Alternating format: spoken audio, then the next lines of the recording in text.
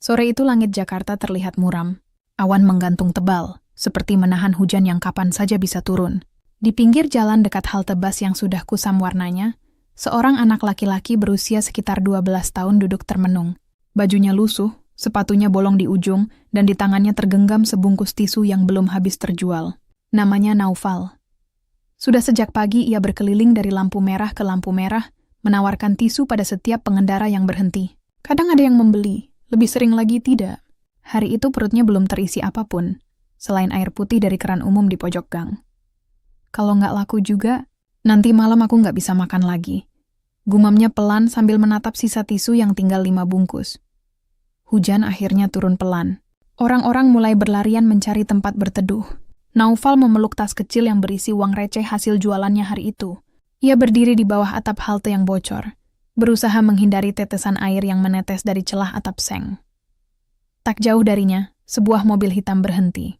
Dari dalam mobil itu keluar seorang gadis muda berusia sekitar 17 tahun. Payung biru di tangannya terbuka lebar, melindungi rambut panjangnya yang tergerai rapi. Wajahnya cantik, kulitnya bersih, dan caranya berjalan memancarkan keanggunan yang membuat orang menoleh.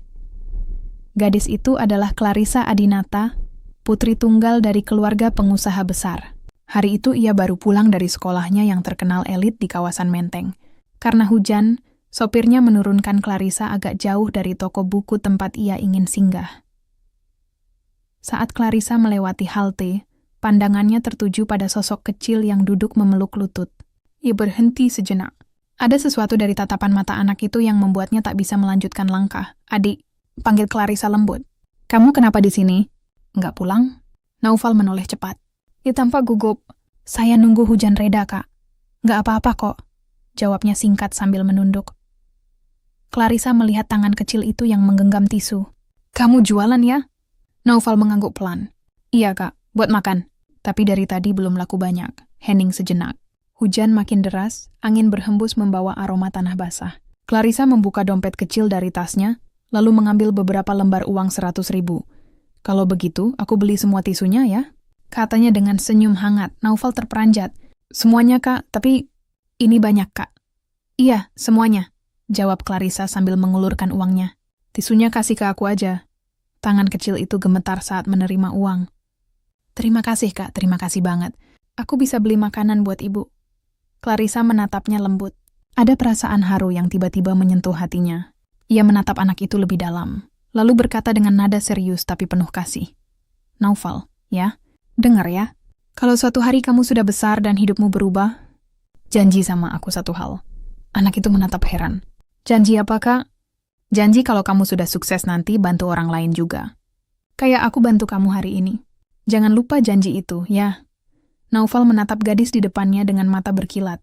Ada rasa kagum, juga rasa syukur yang dalam. Ia mengangguk kuat. "Aku janji, Kak. Aku janji akan bantu orang lain juga kalau aku sudah sukses." Clarissa tersenyum, lalu memayungi anak itu sebentar sebelum kembali ke mobilnya. Hujan masih deras, tapi entah kenapa, hati Naufal terasa hangat untuk pertama kalinya setelah sekian lama. Malamnya, di kamar sempit kontrakan bersama ibunya, Naufal bercerita tentang gadis baik hati yang menolongnya. "Ibu, tadi ada kakak cantik yang beli semua tisu Naufal. Dia bilang, kalau nanti Naufal sukses, harus bantu orang lain juga." Ibunya tersenyum lemah. "Berarti kamu harus pegang janji itu, Nak. Orang baik akan selalu membawa keberkahan. Jangan lupa sama ucapanmu hari ini." Sejak malam itu, janji itu tertanam kuat di hati Naufal.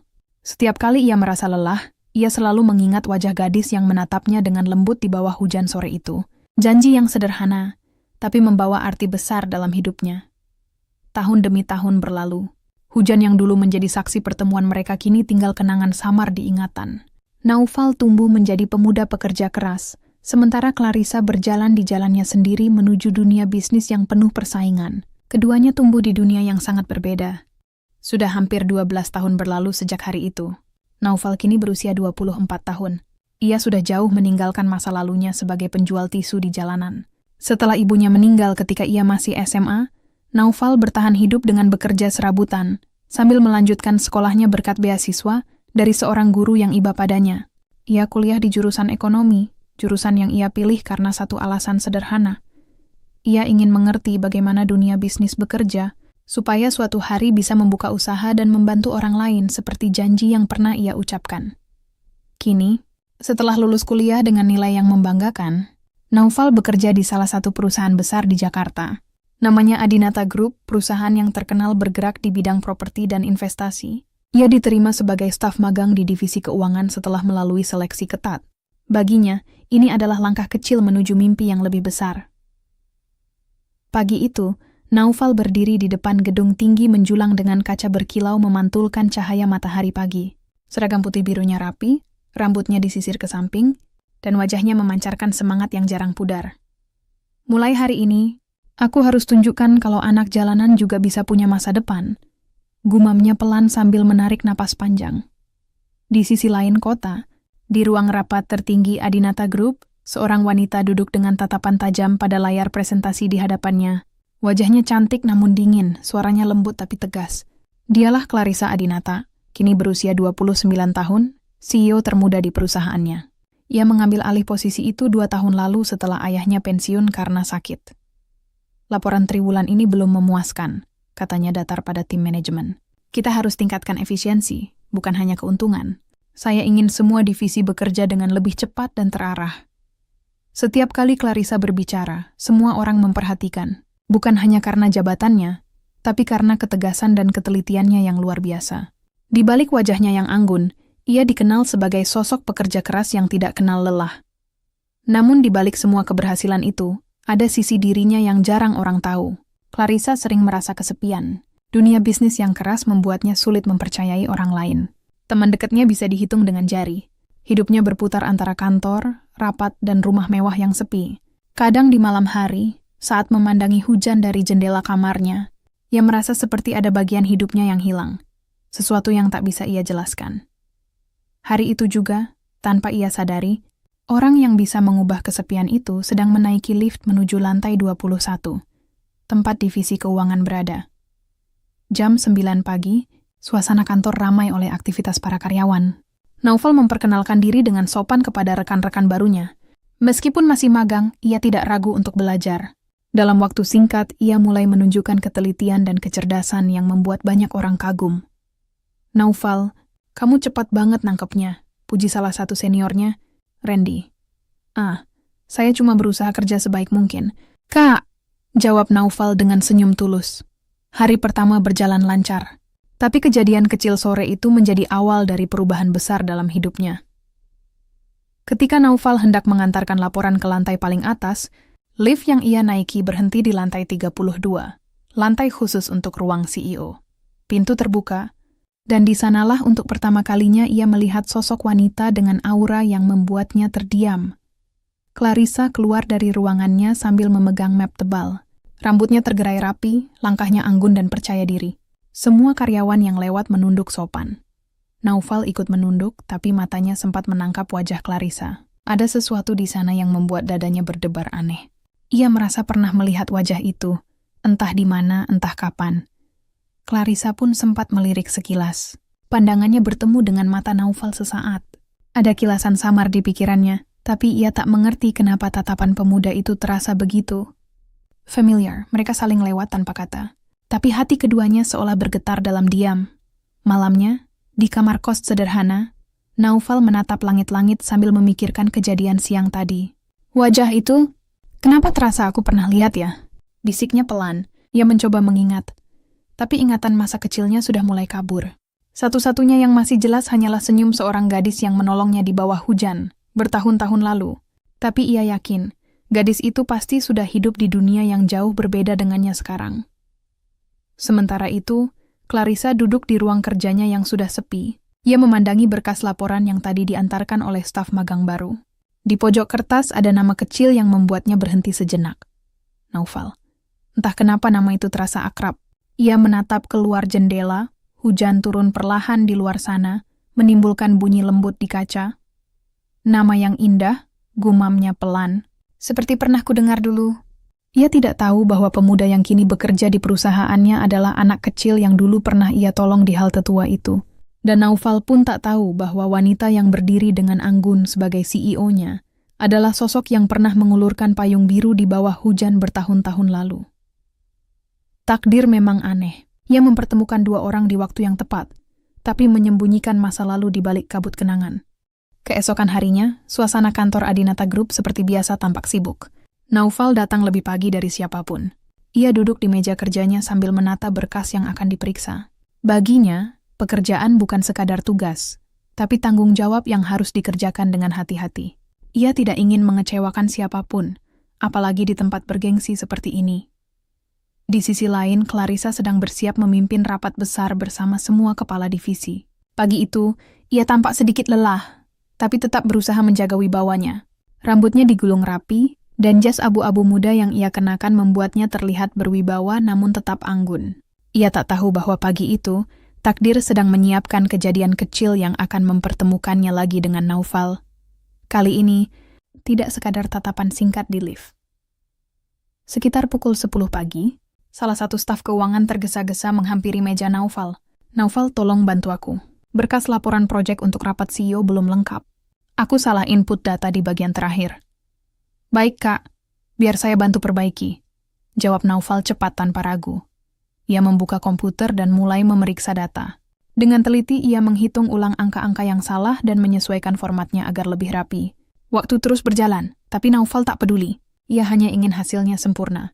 Setelah yakin semuanya benar, ia segera mencetak laporan itu dan menyerahkannya ke staf yang meminta bantuan. Tak lama kemudian, staf tersebut berlari menuju ruang rapat di lantai atas. Ia datang tepat waktu, dan laporan yang dibawa itu langsung diserahkan pada Clarissa. Rapat berjalan lancar, hingga pada satu bagian, Clarissa berhenti membaca dan mengerutkan kening. Siapa yang menyiapkan format baru di halaman terakhir ini? Tanyanya sambil menunjuk laporan yang kini tampak lebih terstruktur dan jelas. Salah satu kepala divisi menjawab ragu, sepertinya itu dibuat oleh staf magang baru, Naufal. Bu, dia yang memperbaiki datanya sebelum rapat. Clarissa mengangguk kecil, tak berkata apa-apa, tapi matanya sedikit berubah. Ia jarang memuji seseorang secara langsung, tapi di dalam hati ia merasa kagum. Jarang ada anak magang yang seberani itu mengubah format laporan, dan hasilnya malah jadi lebih baik. Batinnya dalam diam. Sore hari, Clarissa memutuskan memanggil Naufal ke ruangannya. Suasana di sana tenang, hanya terdengar suara lembut pendingin ruangan. Masuk, ucap Clarissa saat Naufal mengetuk pintu dengan gugup. Iya, Bu, permisi. Naufal berdiri di depan meja kerja yang luas itu. Ia sedikit canggung, tidak tahu harus memandang kemana. Clarissa menatapnya beberapa detik, kemudian berbicara dengan nada datar tapi sopan. Kamu yang ubah format laporan pagi ini? Iya, Bu. Maaf kalau saya lancang. Saya hanya ingin datanya terlihat lebih mudah dibaca. Clarissa menutup map dan menyandarkan diri di kursinya.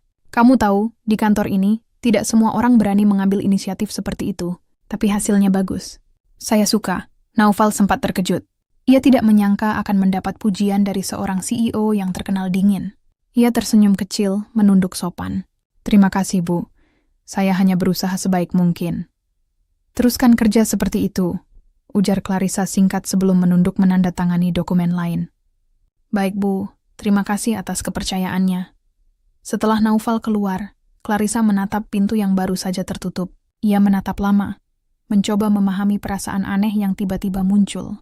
Ada sesuatu dalam tatapan anak itu, pikirnya, tenang tapi kuat. Hari demi hari berlalu.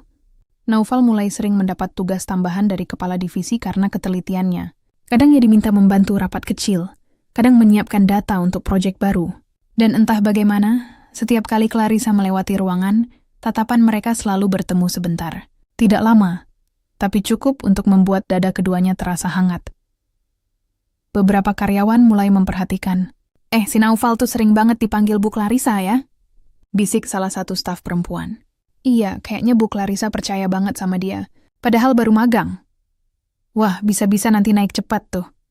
Gosip kecil mulai beredar, tapi Naufal tidak peduli. Ia tetap bekerja dengan tekun, tidak ingin memberi kesan buruk. Namun, di dalam hatinya, ia mulai merasa ada yang berbeda setiap kali Clarissa memanggil namanya dengan nada lembut.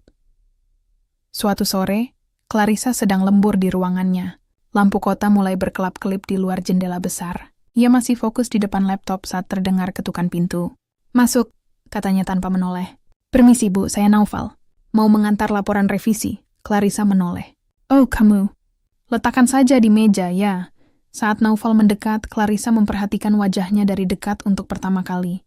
Tatapannya jujur, senyumnya tenang. Ada kehangatan yang jarang ia temui di dunia yang dingin ini. Tanpa sadar, pikirannya melayang jauh. Pada kenangan masa kecil di bawah hujan, pada sosok anak laki-laki kecil yang menatapnya penuh harap. Entah kenapa, hati Clarissa bergetar pelan.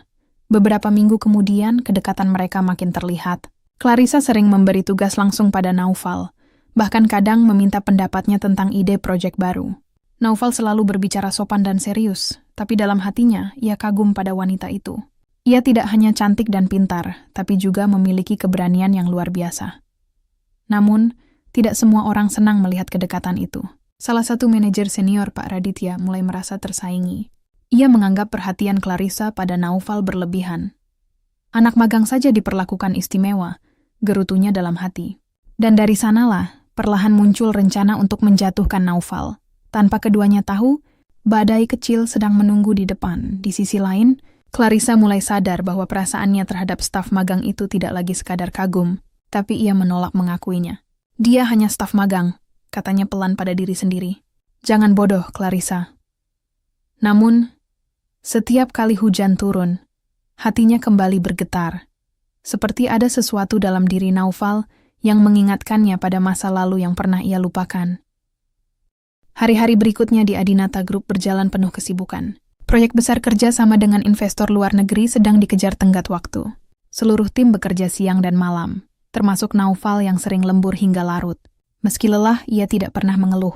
Baginya, kesempatan bekerja di perusahaan besar seperti ini adalah langkah besar yang tidak boleh disia-siakan. Clarissa pun semakin sering berinteraksi dengannya. Bukan hanya karena pekerjaan, tapi juga karena ia merasa nyaman berdiskusi dengan Naufal. Pemuda itu selalu tenang, sopan, dan punya cara berpikir yang berbeda. Di balik kesederhanaannya, ada ketulusan yang jarang Clarissa temui di lingkungan sekitarnya.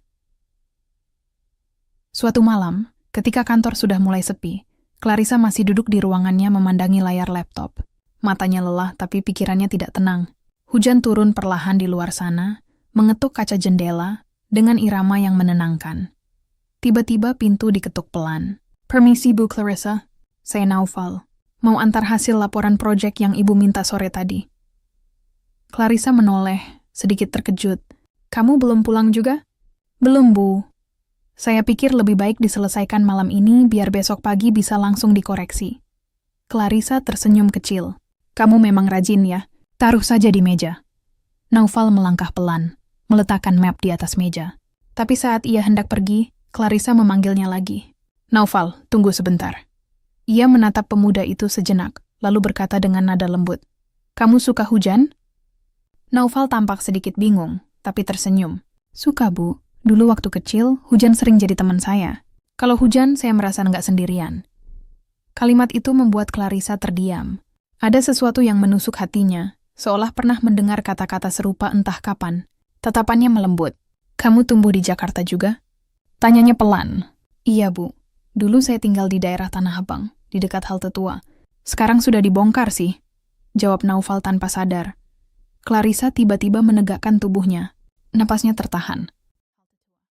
Tanah Abang? Ulangnya perlahan, hampir berbisik. Iya, Bu, jawab Naufal. Dulu saya sering jualan tisu di sana. Waktu itu saya masih kecil. Ada seseorang yang pernah nolong saya pas hujan. Dia beli semua tisu saya dan bilang satu hal yang sampai sekarang nggak pernah saya lupakan. Clarissa merasakan jantungnya berdetak cepat. Tangannya perlahan gemetar di atas meja. Apa yang dia bilang? Suaranya hampir bergetar. Naufal tersenyum samar. Dia bilang, kalau suatu hari saya sukses, saya harus bantu orang lain juga. Janji itu yang bikin saya bertahan sampai sekarang. Suasana hening sejenak, hanya suara hujan yang terdengar dari balik kaca. Clarissa menatap Naufal dengan mata yang mulai berkaca-kaca. Anak kecil itu, namanya siapa? Tanyanya hampir tak terdengar. Naufal, Bu, jawabnya dengan polos. Saya masih ingat jelas. Kakak itu waktu itu pakai payung biru, dan senyumnya, saya nggak pernah lupa. Clarissa terdiam lama. Wajahnya berubah lembut, tapi matanya sudah mulai berair. Ia menutup mulutnya dengan tangan, berusaha menahan emosi yang mengalir deras. Jadi, kamu anak itu? Suaranya lirih nyaris pecah. Naufal menatapnya bingung. Maksud ibu? Clarissa menarik napas panjang, lalu berkata pelan, "Akulah orang yang waktu itu beli semua tisumu, Naufal. Di bawah hujan, di halte tua itu." Naufal terpaku. Matanya melebar tak percaya. Untuk sesaat dunia terasa berhenti berputar. "Bu Clarissa." Yang waktu itu? Clarissa mengangguk perlahan, senyum haru terbit di wajahnya. "Iya, Naufal, itu aku. Aku masih ingat payung biru itu dan janji kecil yang kamu ucapkan." Air mata tanpa sadar mengalir di pipi Naufal. Ia menunduk dalam-dalam, suaranya bergetar. Saya nggak pernah lupa sama ibu. Saya terus pegang janji itu sampai sekarang. Semua yang saya lakukan karena kata-kata ibu waktu itu." Clarissa berdiri dan berjalan mendekat. Tatapannya lembut, penuh kebanggaan dan rasa terharu yang dalam. "Kamu menepati janjimu, Naufal. Aku bangga sekali."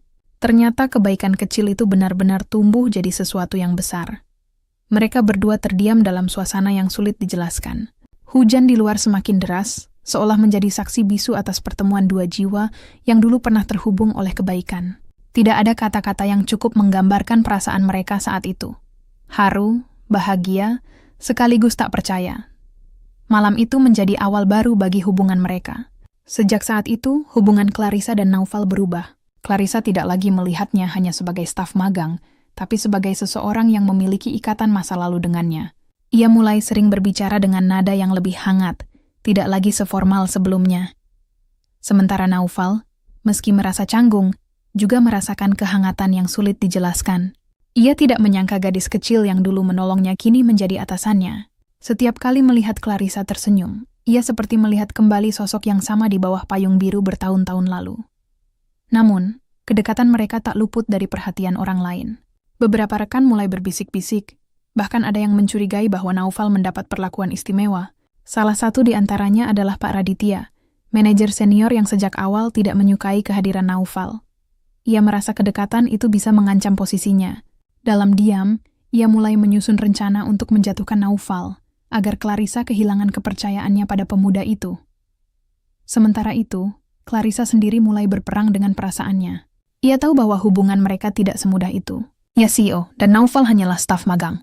Tapi setiap kali melihat ketulusan di mata Naufal, pikirannya menjadi kacau. Suatu malam, Clarissa berdiri di balkon kantornya, memandangi hujan yang turun deras. Ia menggenggam payung biru kecil yang disimpannya selama bertahun-tahun. Payung yang dulu ia gunakan saat menolong Naufal kecil. Kini ia sadar, payung itu bukan sekadar kenangan, tapi simbol dari janji yang telah mengubah hidup dua orang, termasuk dirinya. Clarissa tersenyum tipis sambil berbisik pada dirinya sendiri. Janji itu ternyata tidak hanya menyelamatkan hidupnya, tapi juga hidupku. Beberapa minggu berlalu sejak malam ketika Clarissa dan Naufal mengetahui kebenaran masa lalu mereka. Hubungan keduanya menjadi semakin dekat. Meski tidak ada kata cinta yang terucap, mereka saling memahami dengan cara yang tenang dan sederhana. Clarissa merasa damai setiap kali berbicara dengan Naufal, sedangkan Naufal merasa hidupnya kini lebih berarti karena bisa berada di sisi orang yang pernah memberinya harapan. Namun, di balik semua kehangatan itu, ada seseorang yang diam-diam menaruh dendam. Pak Raditya, manajer senior yang merasa posisinya terganggu sejak kehadiran Naufal. Ia sudah lama menunggu kesempatan untuk menjatuhkan pemuda itu. Dan kini, ia melihat peluang emas. Suatu hari, di ruang kerjanya yang sepi, Pak Raditya menyusun rencana licik. Ia mengambil beberapa dokumen penting dari proyek besar perusahaan yang sedang berjalan, lalu memanipulasi data laporan keuangan agar seolah-olah terjadi kesalahan dari pihak Naufal. "Anak baru itu terlalu cepat naik daun," gumamnya sambil tersenyum miring. "Kita lihat sejauh mana dia bisa bertahan setelah ini." Pagi berikutnya, suasana kantor mendadak tegang. Laporan keuangan proyek besar yang harusnya sudah beres, ternyata ditemukan memiliki kesalahan fatal dalam pencatatan dana. Nilainya tidak main-main, ratusan juta rupiah. Semua mata langsung tertuju pada Naufal, karena namanya tercantum di berkas terakhir yang dikirim ke meja direksi. Clarissa yang baru tiba di kantor langsung mendapat laporan dari sekretarisnya. "Bu, ada masalah besar." Laporan proyek investasi menunjukkan selisih angka yang cukup besar, dan sepertinya berkas itu diserahkan oleh staf atas nama Naufal. Jantung Clarissa langsung berdegup kencang. Dia berusaha tenang, tapi wajahnya pucat. "Panggil semua kepala divisi ke ruang rapat sekarang," perintahnya tegas. Dalam waktu singkat, semua berkumpul. Naufal ikut hadir, wajahnya kebingungan. Ia benar-benar tidak mengerti apa yang sedang terjadi. Bisa jelaskan ini, Naufal? Tanya Clarissa dengan nada yang berusaha ia jaga tetap tenang. Naufal menerima berkas yang ditunjukkan padanya. Ia memeriksa dengan cepat, lalu menggeleng kuat. Saya tidak pernah mengubah bagian ini, Bu. Ini bukan laporan akhir yang saya kirim. Tapi namamu ada di halaman terakhir sebagai penyusun data. Timpal Pak Raditya dengan nada datar namun menusuk. Mungkin kamu lupa mengecek ulang. Naufal menatapnya tajam, tapi tetap sopan. Saya selalu mengecek setiap detail sebelum menyerahkan laporan, Pak. Saya yakin ini sudah diubah setelah saya kirim. Clarissa terdiam. Ia ingin mempercayai Naufal, tapi di sisi lain, posisinya sebagai CEO membuatnya harus bersikap profesional. Ia tidak boleh mengambil keputusan hanya berdasarkan perasaan. Untuk sementara, katanya dengan nada berat, kamu saya nonaktifkan dulu dari proyek ini sampai penyelidikan selesai. Naufal menunduk. Hatinya seperti ditusuk.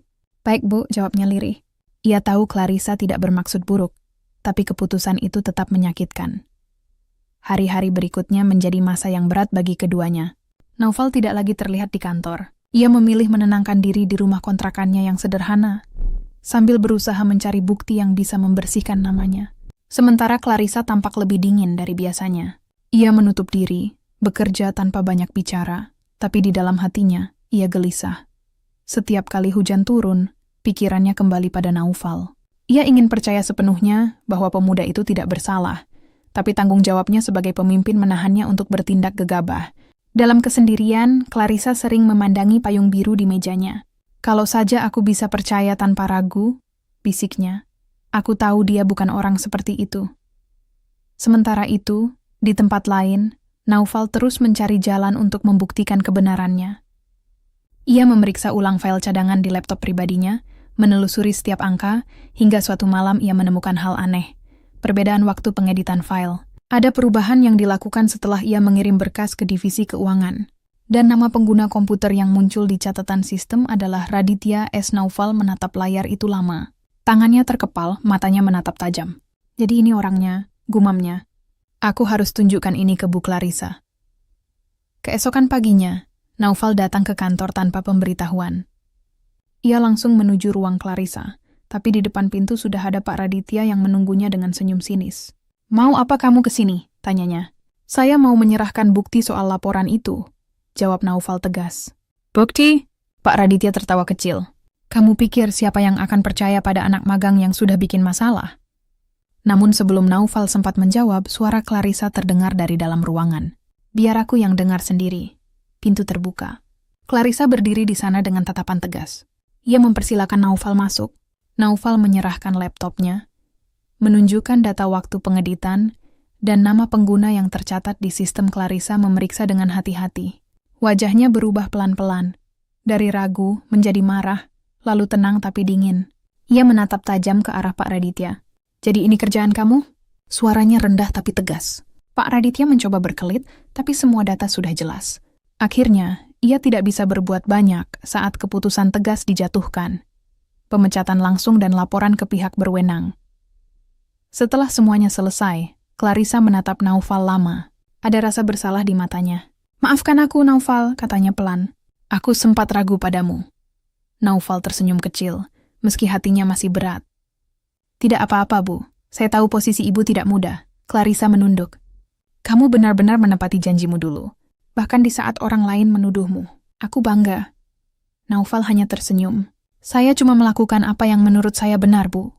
Namun setelah kejadian itu, Naufal memutuskan untuk mengundurkan diri dari perusahaan. Ia tidak ingin menjadi beban atau bahan pembicaraan di antara karyawan lain. Ia menulis surat pengunduran diri dengan hati berat, lalu menyerahkannya pada Clarissa. Clarissa membaca surat itu dengan mata yang mulai berkaca-kaca. Jadi kamu benar-benar mau pergi? Ya, Bu, saya ingin membangun sesuatu sendiri. Mungkin ini waktunya saya menepati janji yang dulu. Membantu orang lain dengan cara saya sendiri. Clarissa terdiam lama sebelum akhirnya berkata pelan. Kalau begitu aku tidak akan menahanmu. Tapi, kalau suatu hari kamu butuh tempat untuk kembali, pintu ini akan selalu terbuka untukmu. Naufal tersenyum hangat. Terima kasih, Bu Clarissa. Saya tidak akan melupakan semua ini. Ia menunduk hormat, lalu melangkah pergi meninggalkan ruangan itu. Saat pintu tertutup, Clarissa berdiri diam menatap payung biru di mejanya. Air mata mengalir tanpa bisa ia tahan. "Pergilah, Naufal. Tapi jangan hilang selamanya," bisiknya pelan. Dan di luar sana, hujan kembali turun, seolah langit ikut menangis mengiringi perpisahan mereka. Sudah 2 tahun berlalu sejak hari itu. Sejak Naufal meninggalkan Adinata Group, banyak hal berubah, baik dalam hidupnya maupun dalam hidup Clarissa. Naufal kini tinggal di Bandung, menjalankan usaha kecil di bidang pengolahan bahan alami dan pemberdayaan masyarakat. Ia menepati janjinya dulu, membantu orang-orang yang membutuhkan. Bersama beberapa teman, ia membangun koperasi kecil untuk para petani muda dan ibu rumah tangga di desa-desa sekitar. Usahanya tumbuh pelan tapi pasti, karena ia menjalankannya dengan niat tulus dan kerja keras. Meski begitu, setiap kali hujan turun, Naufal masih sering duduk di depan jendela rumahnya, menatap langit abu-abu sambil memegang payung biru yang kini sudah mulai pudar warnanya. Payung yang dulu diberikan oleh seorang gadis kecil, yang kini menjadi wanita yang sangat ia hormati dan cintai dalam diam. "Bagaimana kabarmu sekarang, Clarissa?" bisiknya pelan. "Aku harap kamu bahagia." Sementara itu di Jakarta, Clarissa masih menjalankan perannya sebagai CEO Adinata Group. Namun, ada sesuatu yang berbeda pada dirinya. Ia kini lebih hangat, lebih ramah pada karyawannya, dan sering turun langsung ke lapangan. Sejak kepergian Naufal, ia merasa harus belajar melihat dunia dengan cara yang lebih sederhana. Cara yang pernah diajarkan pemuda itu padanya tanpa sadar. Sore itu, Clarissa baru saja menghadiri rapat dengan beberapa investor. Di tengah perjalanan pulang, mobilnya berhenti di sebuah rest area di pinggiran kota Bandung karena hujan turun cukup deras. Sopirnya menawarkan payung, tapi entah kenapa Clarissa menolak. "Tidak apa-apa, aku mau menikmati hujan sebentar," katanya sambil tersenyum tipis. Ia berjalan pelan ke arah toko kecil di dekat sana.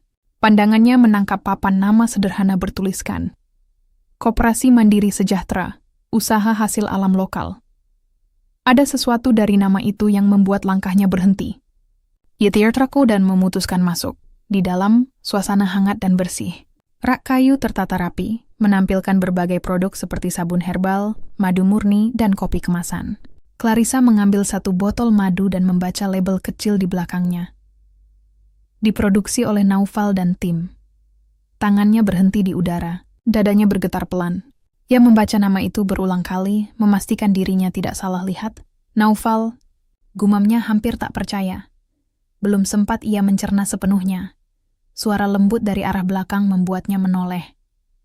"Maaf, apakah Anda ingin mencoba varian madu yang lain, Bu?" Clarissa menatap sumber suara itu, dan tubuhnya seketika membeku. Di hadapannya berdiri seorang pria muda dengan wajah yang tak asing. Senyum hangatnya masih sama, sorot matanya jernih dan tulus seperti dulu. Clarissa menatapnya lama, nyaris tak percaya. "Naufal." Suaranya pelan, nyaris bergetar. Naufal pun tertegun. Ia tidak menyangka akan melihat wanita itu lagi, apalagi di tempat sekecil ini. Jawabnya dengan suara serak. "Sudah lama sekali?" Keduanya saling menatap dalam diam.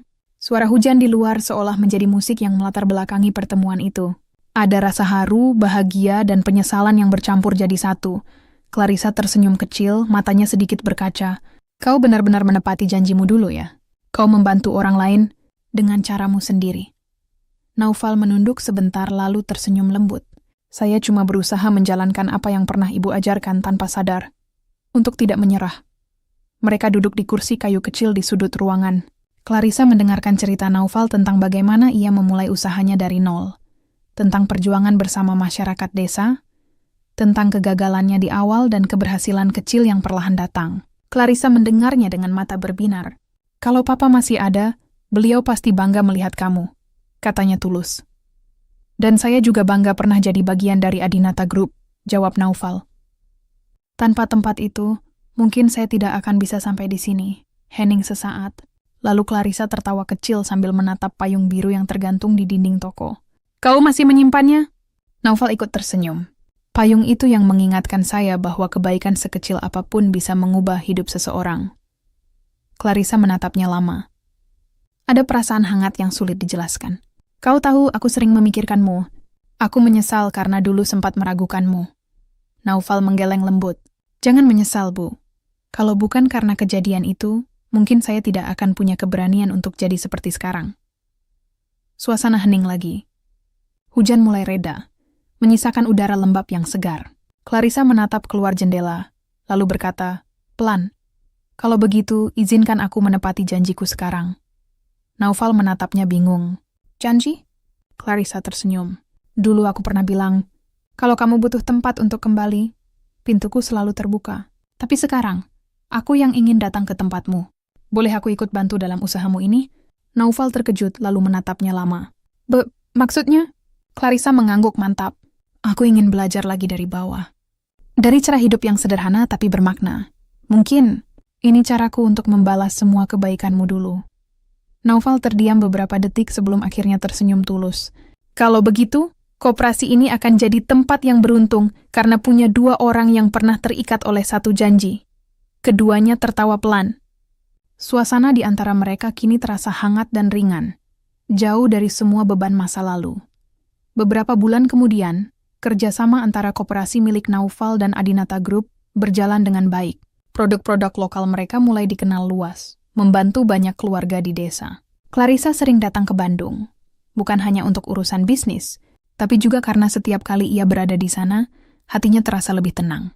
Suatu sore, saat matahari mulai tenggelam di balik perbukitan, Clarissa dan Naufal duduk berdampingan di beranda kecil sambil menikmati secangkir teh hangat.